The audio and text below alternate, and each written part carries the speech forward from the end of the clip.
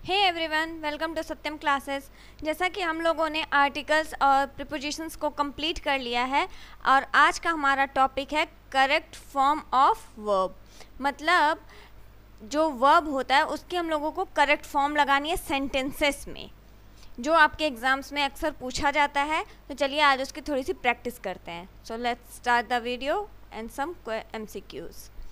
Here is a first MCQ and the question is Sandeep dash TV every night. आप लोग को हमने कल भी कहा था कि जब आप क्वेश्चन पढ़िए तो उसका हिंदी मीनिंग भी निकाला करिए ताकि आपको इजी हो जाए उस चीज़ को। आप प्रीपोजिशन के केस में करिए, आप किसी भी केस में करिए, लेकिन पहले हिंदी पढ़ लिया करिए। आप हिंदी सेंस निकालने की कोशिश करिए।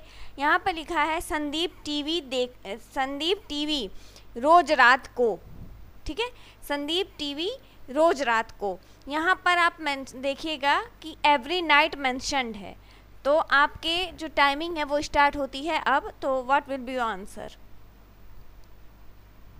Time up and your answer is watches. अब जिसके अभी आंसर सी आया होगा उसको बहुत बहुत धन्यवाद, बहुत बहुत बधाई, उसका आंसर सही है। यहाँ पर वॉचेस क्यों होगा? वो इसलिए होगा क्योंकि यहाँ पे हमने पहले ही क्वेश्चन जब आपको पढ़ के बताया है तो हमने कहा आप यहाँ पर ध्यान दीजिएगा। यहाँ पर क्या लिखा है? एवरी नाइट लिखा है। एवरी नाइट का मतलब हो गया प्रत्येक रात, यानी उसकी हैबिट है। और जब भी आप किसी हैबिचुअल थिंग की बात करोगे किसी सेंटेंस में, तो वो जब भी यूज़ होगा वहाँ पे जो भी वर्ब फॉर्म लगेगी वो वर्ब फर्स्ट लगेगी, यानी कि वॉचेस, यानी कि प्रेजेंट इंडेफिनिट। ठीक है, क्लियर हुआ? जब आपको हैबिचुअली कोई चीज़ें मिलेंगी तो आप वहाँ पर प्रेजेंट इंडेफिनिट यूज़ करोगे, यानी कि वर्ब की फर्स्ट फॉर्म। एक चीज़ और, अगर आपको कहीं लिखा हो कि V1 लिखा है, V2 लिखा है, V3 लिखा है, तो आप तो समझ जाओगे कि V फर्स्ट मतलब वर्ब की फर्स्ट फॉर्म और ये सेकेंड फॉर्म, ये थर्ड फॉर्म। लेकिन अगर V4 लिखा हो तो आप क्या करोगे उस केस में? सिंपल है, देखिए, वर्ब की फर्स्ट फॉर्म, वर्ब की सेकंड फॉर्म, वर्ब की थर्ड फॉर्म, ये थोड़ी सी ट्रिक आपको उलझाने की है। इसमें कुछ नहीं करना है, इसमें बस आप वर्ब में ing ऐड कर देते हो, दैट्स इट। यहाँ पर आप कहोगे कि वर्ब की फर्स्ट फॉर्म तो वॉच है, लेकिन आप वॉचेस क्यों राइट कर रहे हो? That's the point. यहाँ पर जो संदीप है वो थर्ड पर्सन सिंगुलर नंबर है, और सिंगुलर नंबर के साथ आप हमेशा क्रिया में यानी वर्ब में यस या यस जोड़ देते हो। कुछ याद आया? तो ये था आपका पहला question. Next question, I have dash her for a long time. अब आपको ध्यान देना है इन दोनों सेंटेंसेस के बीच का जो पार्ट ये आपको फिल करना है। इसमें आप कौन सा ऑप्शन फिल करोगे? Option A, option B, option C, option D? Time up. Your answer will be known. Why?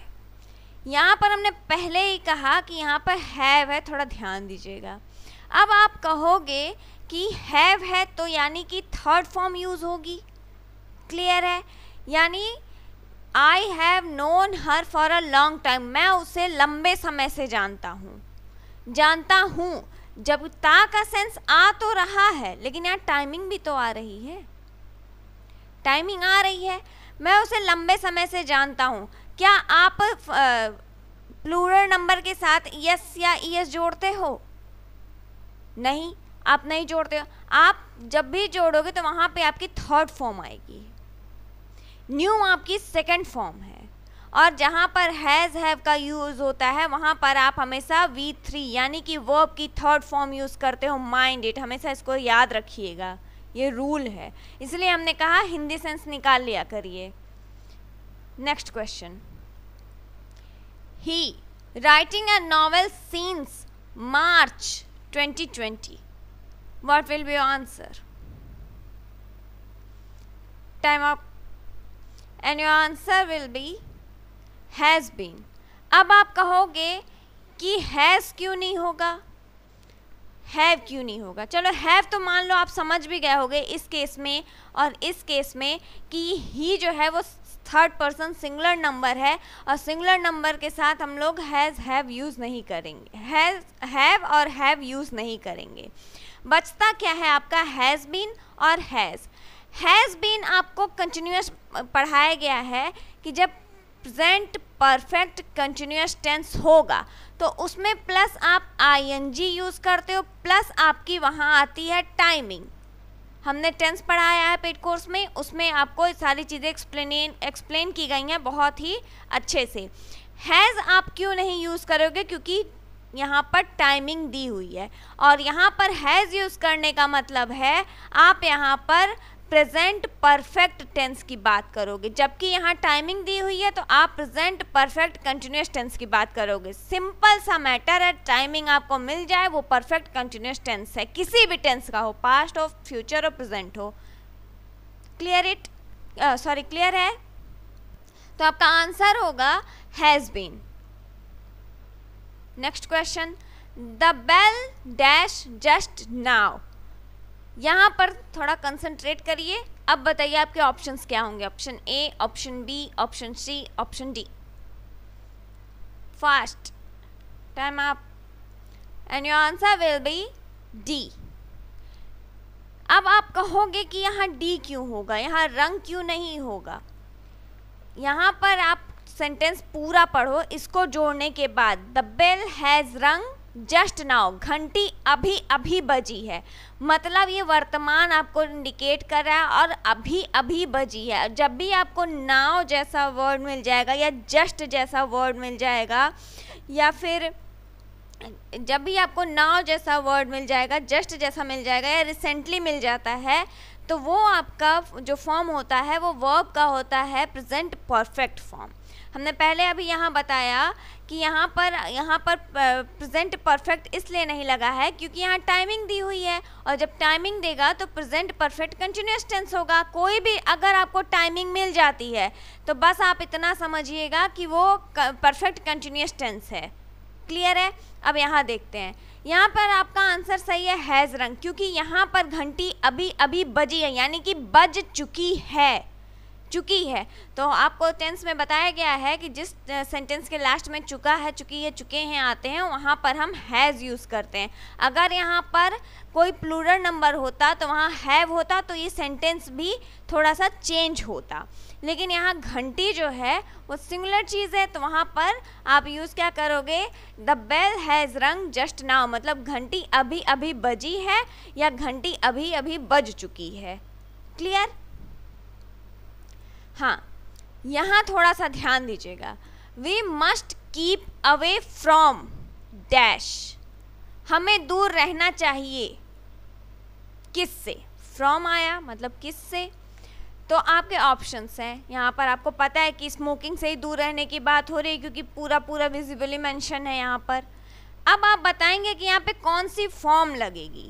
Question ये आपको पता हो गया कि हमें धूम्रपान से दूर रहना है, लेकिन कौन सी फॉर्म लगेगी वर्ब की?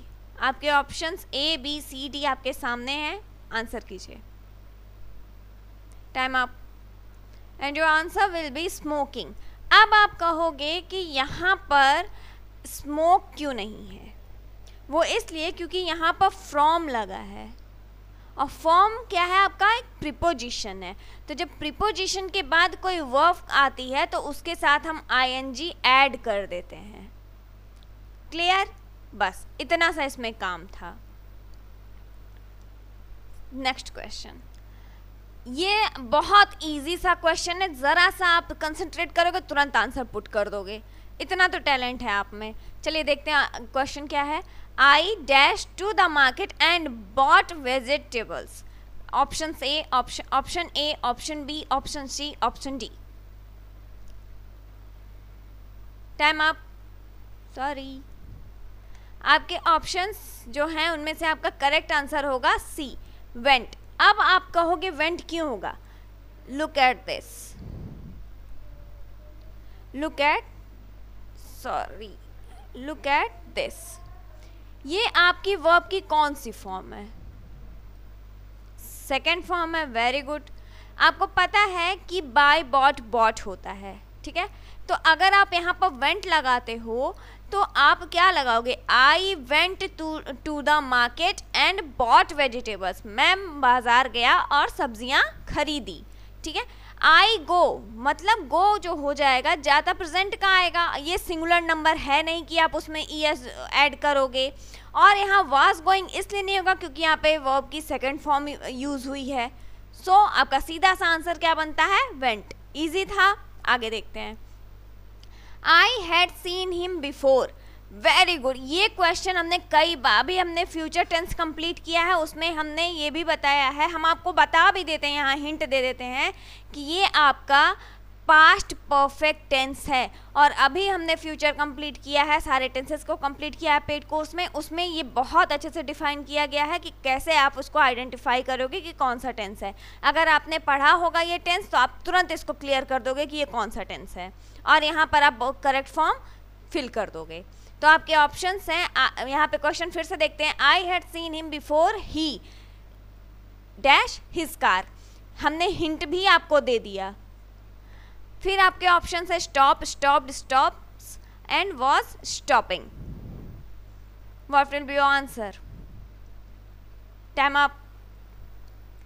Your answer will be stopped because यहाँ पर हैड का यूज़ हुआ है, और आपको पता हो कि जहाँ भी पास्ट परफेक्ट टेंस होता है वहाँ पर हम हेल्पिंग वर्ब के लिए हैड यूज़ करते हैं, वर्ब की थर्ड फॉर्म आती है। लेकिन जब उसी में सेकंड क्लॉज ऐड होता है पास्ट परफेक्ट टेंस के सेंटेंस में, तो वहाँ पर हम वर्ब की सेकंड फॉर्म भी यूज़ करते हैं, यानी वर्ब की सेकंड फॉर्म आपकी होगी स्टॉप्ड। क्लियर है? आपको सीन मिल गया, आपको पता है कि यहाँ पर आईएनजी भी लगा है, बट टाइमिंग नहीं दी गई है। टाइमिंग दी गई होती तो आप तुरंत वो समझ जाते कि ये कंटिन्यूस में चल रहा है, परफेक्ट कंटिन्यूस में चल रहा है, ठीक है। आपको बताया गया है कि पास्ट परफेक्ट टेंस में एक ही सेंटेंस में कभी कभी आपको दो फॉर्म्स मिलते हैं, दो क्लॉजेस मिलते हैं, जिसमें लास्ट वाला जो क्लॉज होता है वो चलता है पास्ट परफेक्ट के टेंस में, और जो फर्स्ट वाला क्लॉज होता है वो चलता है पास्ट इंडेफिनिट के टेंस में। इसी वजह से यहाँ पर V2 यानी कि वर्ब की सेकंड फॉर्म यूज़ हुई है। आप जब वो को पढ़ेंगे तो आपको पता चल जाएगा। यहाँ पे I had seen him before he stopped the car, मैंने उसे देखा, उसने कार रोकी उसके पहले मैंने उसे देखा। मतलब आप जब हिंदी में ट्रांसलेट करोगे तो आप सेकंड लाइन पहले पढ़ोगे और फर्स्ट वाला लाइन बाद में पढ़ोगे। क्लियर है? हाँ, यहाँ थोड़ा सा ध्यान दीजिएगा, बहुत ही इजी माइनर सी इसमें चीज़ें हैं जो मिस हैं, बस वही आपको पुटअप करनी है। क्वेश्चन है आपका, the students never that's to school without books and pen, what will be your answer? Time up. Your answer will be go. अब आप कहोगे कि यहाँ गो क्यों होगा? गो इसलिए होगा क्योंकि स्टूडेंट्स जो हैं वो आपका प्लूरल नंबर है। स्टूडेंट, इसीलिए हमने 2 बार पढ़ा था इसको कि थोड़ा सा आप ध्यान दो। द स्टूडेंट्स यानी कि एस लग गया प्लूरल नंबर। अगर सिर्फ द स्टूडेंट होता तो आप सिंगुलर नंबर यूज़ करते और उसके साथ सिंगुलर होता तो आप वर्ब की फर्स्ट फॉर्म यूज़ करते और वहाँ पर ईएस जोड़ देते। लेकिन यहाँ प्लूरल नंबर है इसलिए आप वहाँ पर गो यूज़ करोगे, प्लूरल नंबर यूज़ करोगे, ठीक है। ये थोड़ा सा बझाऊ सा क्वेश्चन है, ठीक है, आपको थोड़ा सा ये दिक्कत दे सकता है। इसको देखते हैं, इसको सॉर्ट आउट कैसे करना है। तो लिखा है I dash the letter yet. अब आप बताएंगे इसका आंसर क्या होगा? Option A, option B, option C, option D.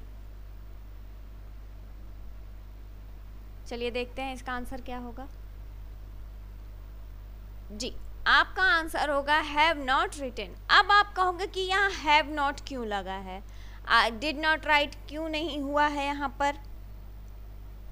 वो इसलिए क्योंकि यहाँ पर येट लगा हुआ है, और जब आपको येट, यूजुअली, डेली, ऑलवेज ऐसे वर्ड्स मिल जाएंगे, जैसे आपको पहले भी मिला है संदीप वाले केस में कि उसका डेली रूटीन था, ठीक है, तो वो जब डेली रूटीन पे था तो वो अलग केस में था, इसमें भी वही तो केस है, मैंने अभी लेटर नहीं लिखा है, मतलब मैं अभी लेटर नहीं लिख चुका हूँ। आप वहाँ पर नॉट डिड नॉट नहीं यूज़ करोगे, आई हैव नॉट रिटन, मैं अभी लेटर नहीं लिख चुका हूँ। आप जब येट यूज़ करते हो तो वो प्रेजेंट इंडेफिनिट में चला जाता है, मैंने अभी लेटर नहीं लिखा है या मैं अभी लेटर नहीं लिख चुका हूँ, तो आपका वो चला जाएगा I have not written the letter, मैं अभी लेटर नहीं लिख चुका हूँ। मतलब कि आपका टेंस जो है वो चुका प्रेजेंट के टेंस में चल रहा है, चुका है चुका मतलब प्रेजेंट परफेक्ट के टेंस में चल रहा है। क्लियर?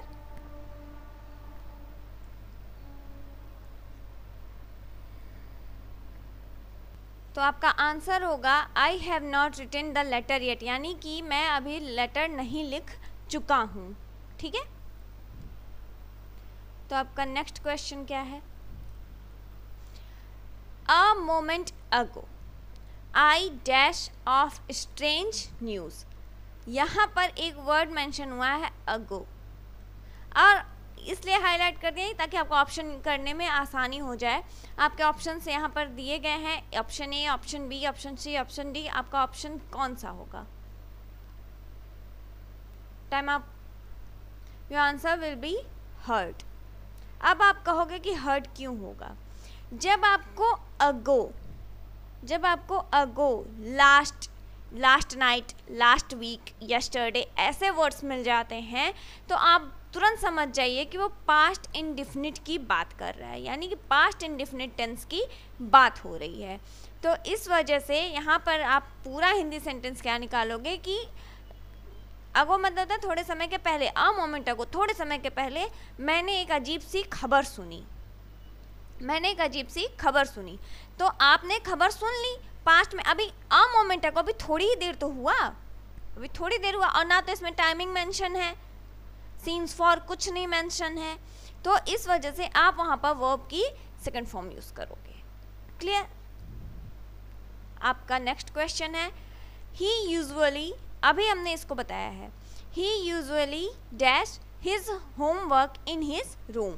अब यहाँ पर यूजुअली वर्ड मेंशन है, तो आप थोड़ा सा सेंस यूज़ करिए और बताइए आपका आंसर क्या होगा। Option A, B, C, D, कौन सा ऑप्शन आप पुट करेंगे? Time up.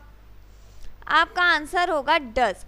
देखिए, हमने संदीप वाले केस में भी बताया कि वो एवरी नाइट मतलब उसका हैबिचुअल है, उसका रोज़ रात को टीवी देखना।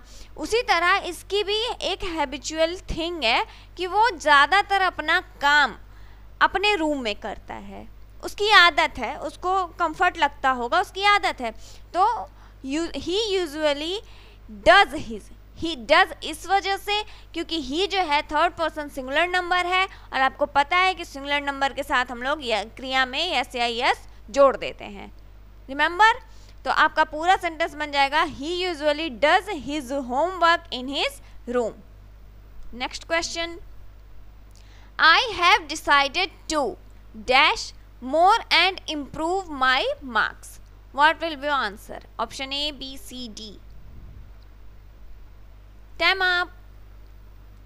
Your answer will be study. अब आप कहोगे कि study क्यों होगा? यहाँ पे तो have यूज़ हुआ है I के साथ, तो यहाँ पर तो थर्ड फॉर्म यूज़ होनी चाहिए, जैसे कि studied, है ना। अगर आप इतना भी दिमाग लगाए होगे कि यहाँ स्टडीज़ नहीं होगा क्योंकि आई जो है वो प्लूरल नंबर है, स्टडीइंग नहीं होगा क्योंकि यहाँ पे इज एम आर जैसा कुछ यूज़ नहीं हुआ है, हैव यूज़ हुआ है, वेरी गुड, आपने बहुत अच्छा दिमाग लगाया है।